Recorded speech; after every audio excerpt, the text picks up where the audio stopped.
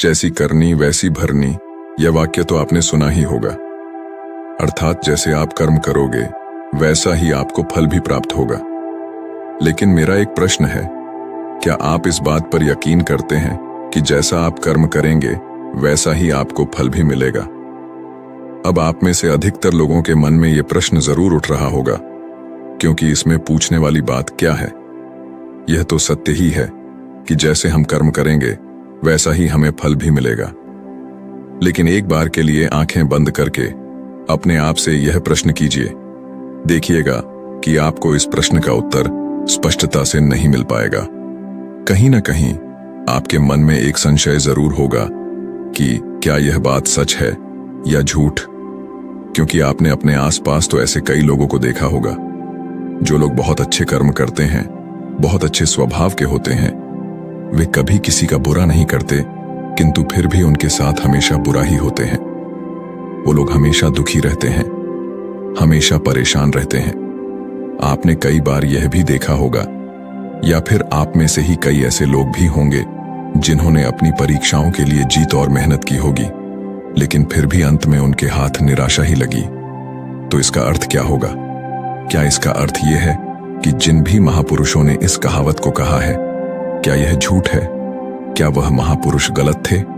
नहीं, वास्तविकता तो यह है कि हम अपने कर्मों का लेखा जोखा तो समझ ही नहीं पाते, और इसी कारण हम यह सोचते हैं कि हम तो बहुत अच्छा कर्म कर रहे हैं, हम लोगों की भलाई कर रहे हैं, लोगों की मदद कर रहे हैं, फिर भी हमें न जाने क्यों हमेशा दुख और परेशानी ही उठानी पड़ती है। लेकिन आज की जो कहानी मैं आपके लिए लेकर आया हूं, इस कहानी के माध्यम से आप यह समझ जाएंगे कि आखिर कर्मों का यह लेखा जोखा हमारे जीवन पर किस प्रकार प्रभाव होता है।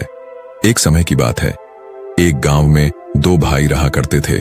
दोनों ही कुशल थे, किंतु उनमें से एक बहुत ही क्रूर और चालाक था। उसने धोखा देकर अपने छोटे भाई की सारी जमीन जायदाद अपने नाम करवा ली थी, और छोटे भाई के नाम पर कुछ भी नहीं बचा था। उसे तो बस एक टूटी फूटी झोपड़ी मिली थी, जिसमें वह और उसकी पत्नी रहा करते थे। उसकी पत्नी भी हमेशा बीमार रहती और उसे तरह तरह की यातनाएं, पीड़ाओं और समस्याओं का सामना करना पड़ता था।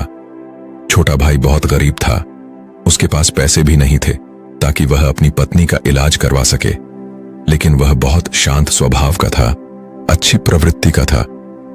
इस कारण वह कभी किसी से क्लैश नहीं करता था, न ही किसी के लिए बुरा सोचता था। वह कभी किसी का बुरा नहीं करता था। फिर भी उसके मन में हमेशा एक प्रश्न रहता था।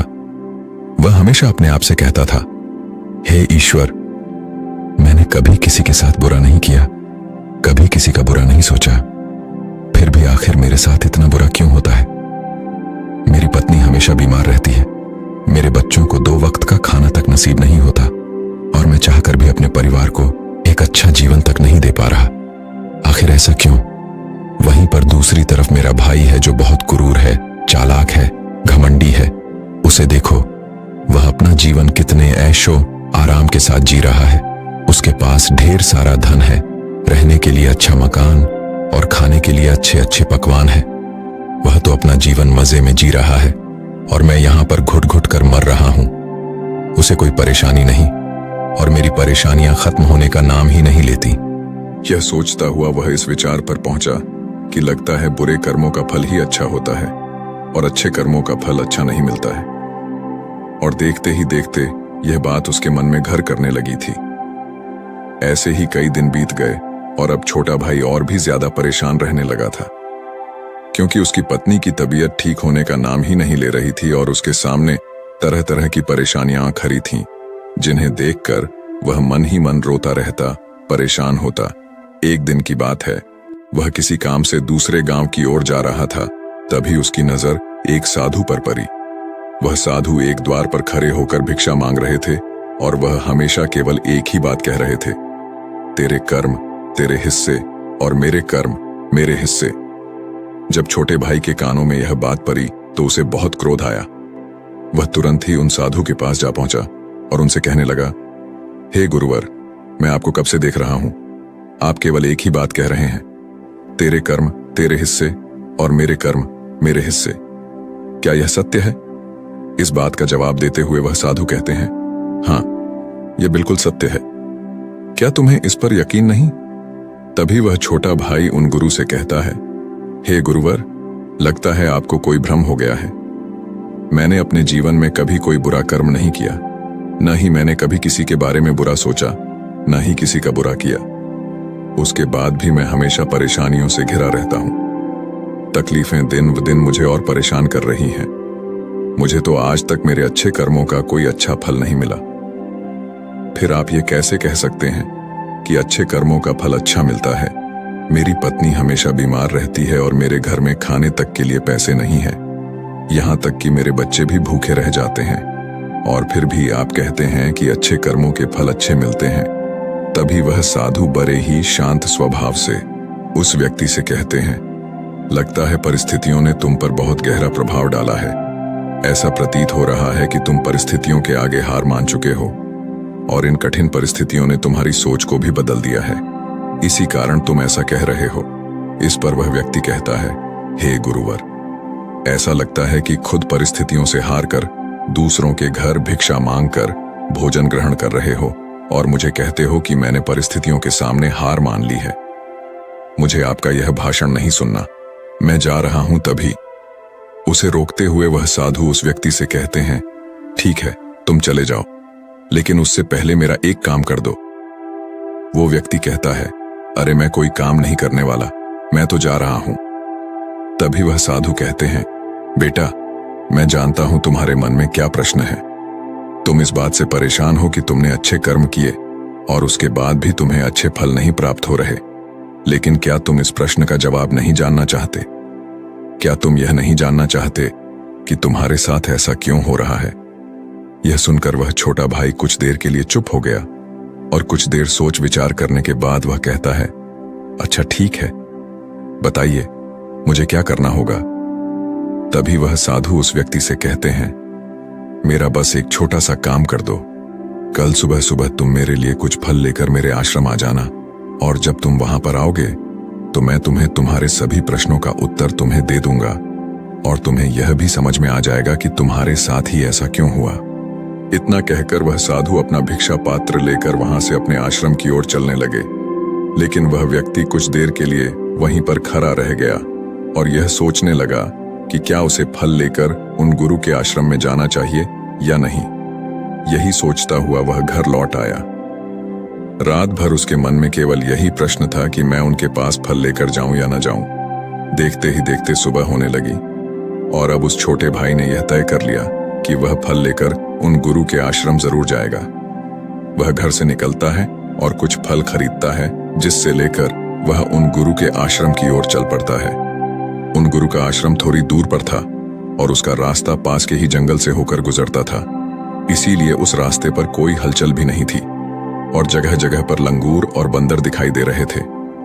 जब वह छोटा भाई फल लेकर उन गुरु के आश्रम जा रहा था, तभी उन बंदरों को देखकर उसके मन में यह विचार उठता है कि क्यों न यह फल वह उन बंदरों को खिला दे।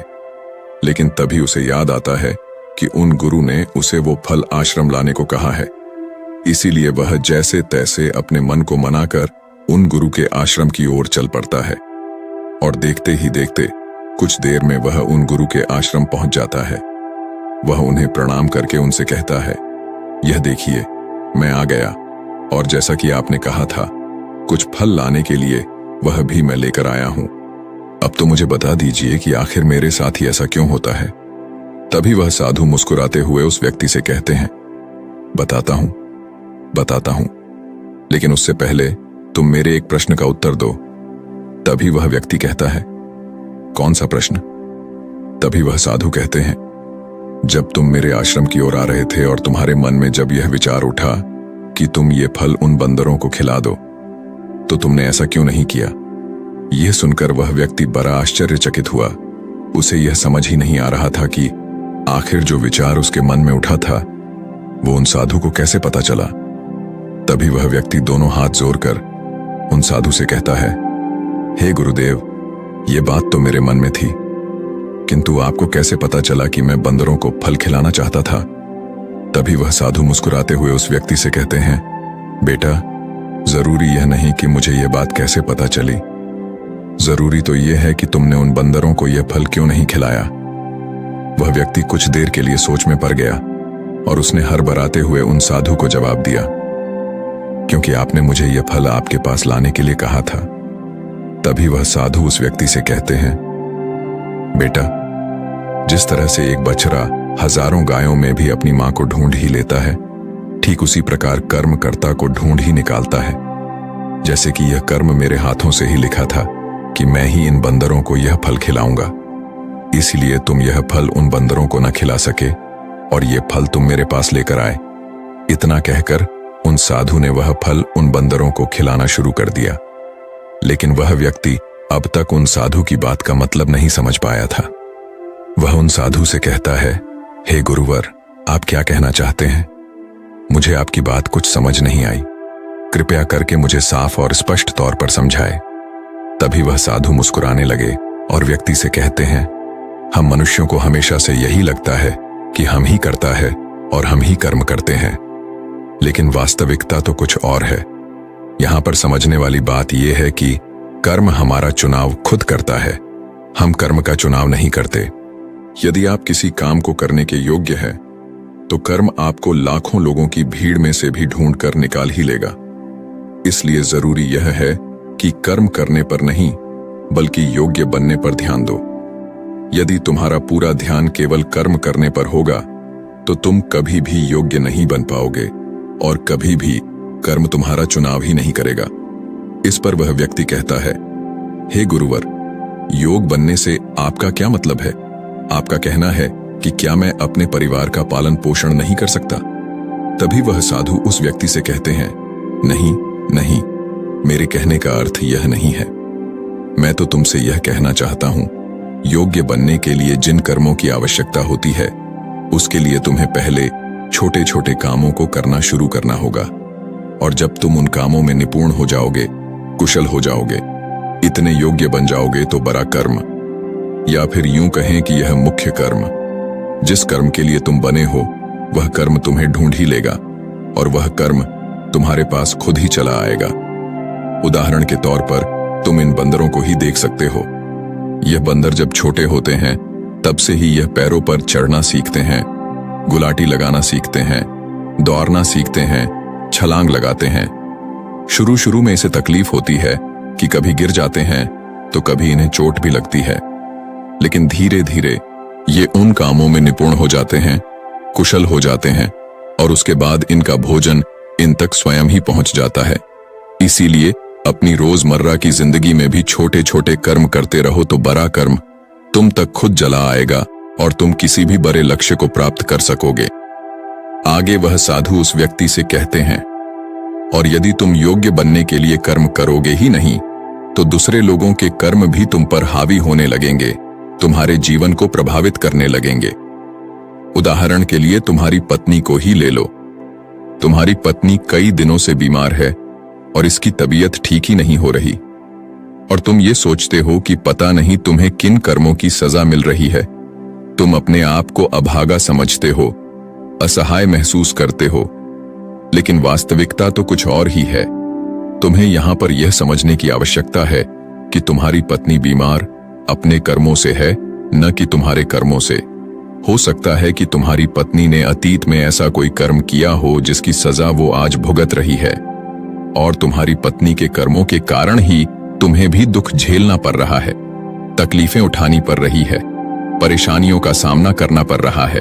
और यही कारण है कि अधिकांश लोग अपने परिवार के कारण, अपने बच्चों के कारण तरह तरह के दुख झेलते रहते हैं, तरह तरह की परेशानियों का सामना करते रहते हैं। किंतु तुम्हें यहां पर यह समझने की आवश्यकता है कि यदि तुम इस योग्य होते, तुम्हारे पास इतने पैसे होते, तो तुम अपनी पत्नी का इलाज करवा पाते। और तो और यह भी हो सकता था, यदि तुम इस योग्य होते तो तुम्हारा विवाह किसी दूसरी स्त्री के साथ हुआ होता जो स्वस्थ होती, लेकिन तुम उस योग्य थे ही नहीं। और यही कारण है कि तुम अपनी पत्नी के कारण आज दुखों में डूबे हुए हो, किंतु अब तक कुछ भी नहीं बिगड़ा। यदि तुम अब भी योग्य बन जाओ, तो दूसरों के कर्म तुम्हें कभी भी प्रभावित नहीं कर पाएंगे। आगे वह सन्यासी उस युवक को चेतावनी देते हुए कहते हैं, मेरी एक बात हमेशा याद रखना, तुम्हें तुम्हें वह नहीं मिलता जो तुम चाहते हो, बल्कि तुम्हें वह मिलता है जिसके तुम योग्य हो। इसलिए कर्म करने से ज्यादा योग्य बनने पर ध्यान दो। अपनी योग्यता बढ़ाओ। केवल कर्म का फल पाने के लिए कर्म मत करो, और फिर तुम कभी भी इन परेशानियों से निकल नहीं पाओगे। तभी वह व्यक्ति उस साधु के सामने दोनों हाथ जोड़कर उनसे कहता है, हे गुरुवर, आप हमेशा योग्य बनने की बातें कर रहे हैं, किंतु आप यह नहीं बता रहे हैं कि मैं अपनी योग्यता को किस तरह से बढ़ाऊं ताकि मेरा मुख्य कर्म मुझे ढूंढ ले। तभी वह साधु उस व्यक्ति से कहते हैं, यह तो बड़ा ही सरल है, फिर भी लोगों के लिए यह बहुत कठिन हो जाता है। सबसे पहला उपाय यह है कि जो भी कर्म तुम कर रहे हो उस कर्म को कर कर भूल जाओ। अर्थात योग बनने के लिए जो भी कर्म तुम कर रहे हो उसे याद ना रखो, उसे भूल जाओ। यह मत सोचो कि जो तुमने कर्म किया है उसका फल तुम्हें कब और क्या मिलेगा। इसीलिए तो कहा जाता है कि कर्म करो, फल की चिंता मत करो। यदि तुम्हारा मन हमेशा फल की चिंता में ही लगा रहेगा तो इसका अर्थ यह हुआ कि तुमने वास्तविक तौर पर कोई कर्म किया ही नहीं। और हम इसे अधिकांशतर लोग यही गलती करते हैं। उन्हें लगता है कि वह एक अच्छा कर्म कर रहे हैं जिसका फल भी उन्हें अच्छा ही मिलेगा। उनका सारा ध्यान केवल फल पर होता है, और यही कारण है कि वह अधिकांश समय दुखी होते हैं, क्योंकि जब उन्हें फल नहीं मिल पाता, या फिर यूं कहे कि जब उन्हें अपने मन वांछित फल नहीं मिल पाता, तो उनके मन को ठेस पहुंचती है और वे लोग दुखी रहने लगते हैं, परेशान रहने लगते हैं, और हमेशा यही सोचते हैं कि मैंने तो अच्छे कर्म किए थे, फिर भी मुझे अच्छे फल क्यों नहीं मिल रहे। और उनका यही सोचना उन्हें अपने लक्ष्य से भटका देता है। हाँ, आप ये जरूर कर सकते हैं, अपना कर्म करने के बाद उसका आकलन जरूर करें, लेकिन फल की चिंता ना करें। तभी वह व्यक्ति उन साधु से कहता है, हे गुरुवर, आप कह रहे हैं फल की चिंता मत करो, लेकिन जो कर्म किए हैं उसका आकलन जरूर करो। यह कैसे संभव है? तभी वह साधु बड़े ही शांत स्वभाव से उस व्यक्ति से कहते हैं, बनते, जब तुम कोई कर्म करते हो तो तुम्हारे मन में हमेशा फल की चिंता होती है, जबकि तुम्हारे मन में फल की चिंता ना हो। कर यह चिंता होनी चाहिए कि जो भी कर्म मैंने किए हैं, क्या उस कर्म में मैंने अपना 100% दिया है या नहीं। जब मैं वह काम कर रहा था तो मेरा ध्यान पूरी तरह से उस काम पर था या नहीं, कहीं मेरा ध्यान भटक तो नहीं रहा था। यदि तुम इन चीजों पर विचार करोगे या प्रश्न खुद से करोगे, तभी वास्तविक तौर पर तुम खुद का आकलन कर पाओगे। और जब तुम पूरे ध्यान के साथ किसी कर्म को करोगे तो तुम्हारे ध्यान की शक्ति भी बढ़ेगी और तुम्हारे कर्म करने की योग्यता भी बढ़ेगी। किंतु यदि तुम यह सोचते हो कि तुम्हें तो केवल कर्म करना है और केवल यही सोचकर तुम कर्म करते चले जाओगे, तो तुम्हें कर्म का फल कभी प्राप्त नहीं होगा और न ही तुम कभी योग्य बन पाओगे।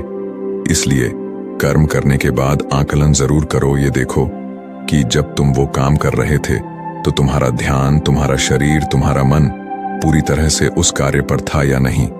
तभी वह व्यक्ति एक बार फिर उन साधु से प्रश्न करता है और कहता है, हे गुरुवर, आप सही कहते हैं कि जब भी हम कोई कर्म कर रहे हो हमारा पूरा ध्यान उस कर्म पर होना चाहिए, लेकिन मैं जब भी कोई कर्म करता हूं तो मेरे मन में तरह तरह के विचार चल रहे होते हैं। मेरा मन विचारों से ग्रसित होता है और तरह तरह की बातें सोचने लगता है। तो ऐसे में मैं अपने मन को किस तरह से केवल एक ही कर्म पर टिका सकता हूं? क्या इसका कोई उपाय है? तभी वह साधु मुस्कुराते हुए उस व्यक्ति से कहते हैं, बनते, जब तुम कोई कर्म कर रहे हो और उसमें जब तुम अपना पूरा भाव लगा देते हो, अर्थात कर्म करते समय अपना पूरा भाव डाल देते हो, तो तुम्हारा मन, शरीर और तुम्हारे भाव उसी कर्म पर केंद्रित हो जाते हैं और तुम पूरी निष्ठा, प्रेम और सद्भाव के साथ उस कर्म को कर पाते हो, अर्थात अपना 100% दे पाते हो। और वहीं पर जब तुम केवल कर्म करने की सोच से ही कर्म करते हो तो तुम उसमें अपना भाव नहीं लगा पाते और न ही तुम उसमें अपनी पूरी निष्ठा लगा पाते हो। इसी कारण वह कर्म कर्म नहीं रह जाता और न ही उसका कोई फल तुम्हें प्राप्त होता है। आगे वह साधु उस व्यक्ति से कहते हैं, यदि कोई भी मनुष्य इन बातों को सही तरीके से अपने जीवन में उतारे, इन बातों को ध्यान रख के कर्म करे, तो वह अपने आप को योग्य बना सकता है। और एक बार जब वह योग्य बन जाता है तो कर्म उसे कहीं से भी खोज कर निकाल लेगा और वह जीवन में किसी भी सफलता को प्राप्त कर पाएगा। इतना कहकर वह साधु मौन हो गए और वह छोटा भाई भी अब यह समझ चुका था कि उसके अच्छे कर्मों का फल उसे अच्छा क्यों नहीं मिल रहा था। उसने उन गुरु को प्रणाम किया और वह वापस घर की ओर लौट गया।